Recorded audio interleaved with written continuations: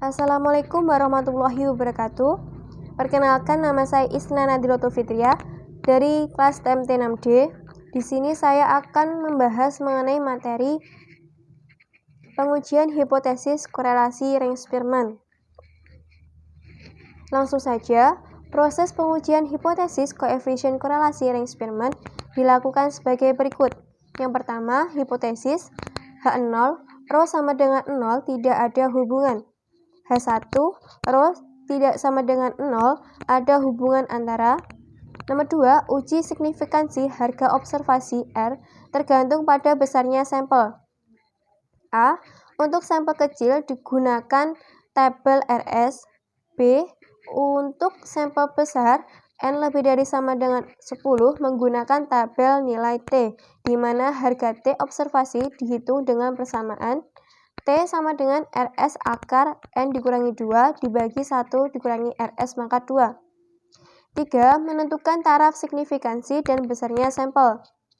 4. Kesimpulan A. Sampel kecil H0 ditolak bila RS observasi lebih besar daripada RS tabel, dan sebaliknya. B. Sampel besar H0 ditolak bila T hitung lebih besar daripada nilai T tabel, dan sebaliknya. Untuk sampel kecil, perhatikan contoh berikut ini. Ada 8 orang calon tenaga penjualan, salesman, yang diuji mengenai teknik penjualan. Setelah selesai diuji, mereka kemudian diberi tugas untuk melakukan penjualan. Nilai ujian X dan hasil penjualan Y tahun pertama disajikan dalam tabel berikut ini. Dari data tersebut, ujilah apakah ada hubungan yang signifikan antara nilai ujian dengan hasil penjualan.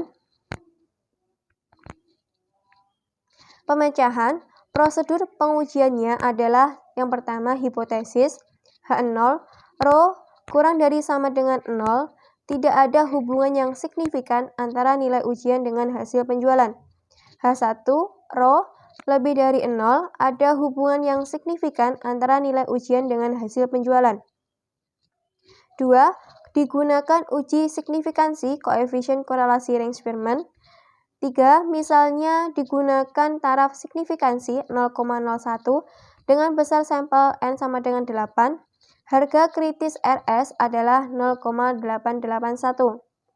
4. Nilai ρ observasi harga uji statistik RS sama dengan 0,9464. 5. Kesimpulan pengujian, karena nilai ρ observasi 0,9464 lebih besar daripada nilai kritis RS tabel 0,881, maka diputuskan H0 ditolak pada taraf signifikansi 0,01. Berarti ada hubungan yang sangat signifikan antara nilai ujian dengan hasil penjualan. Untuk sampel besar, perhatikan contoh berikut ini. Diketahui dari sampel yang terdiri atas 12 pasangan data, di mana variabel X menunjukkan lamanya kerja merakit komponen komputer dalam bulan, dan variabel Y menunjukkan jumlah rakitan komponen yang memenuhi standar dalam unit, diperoleh nilai R sama dengan 0,90. Apabila digunakan taraf signifikansi 0,50 pada pengujian satu sisi, apakah ada hubungan yang signifikan antara kedua variabel tersebut? Pemecahan, prosedur pengujiannya adalah 1. Hipotesis yang diajukan adalah H0 ρ lebih dari sama dengan 0, tidak ada hubungan. H1 ρ kurang dari 0, ada hubungan. 2. Uji statistik yang sesuai adalah uji T.